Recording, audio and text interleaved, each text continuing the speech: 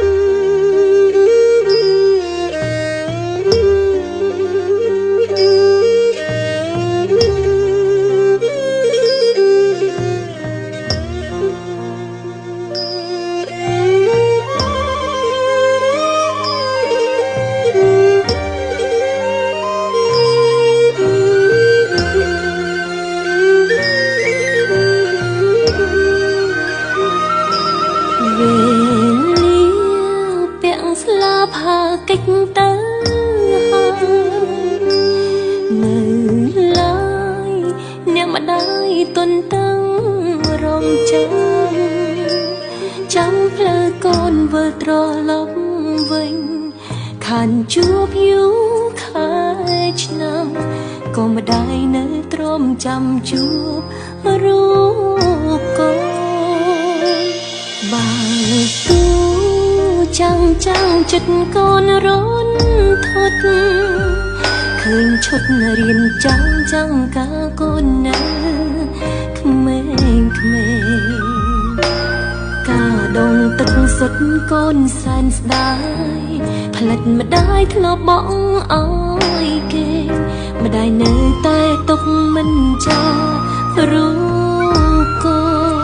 នអើនាងម្ដាយអើយហត់ហើយសម្រាប់ខ្លាំងទៅគេតែផ្លើកូនទៅនៅជ្រៀងបងទេអើនាងម្ដាយអើ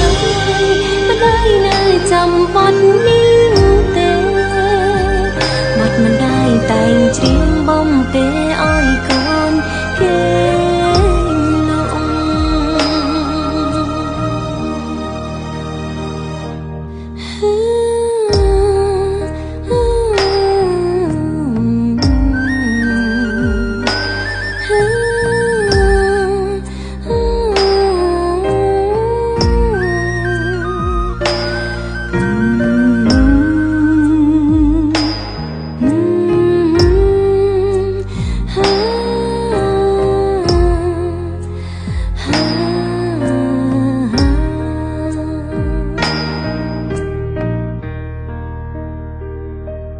សុំ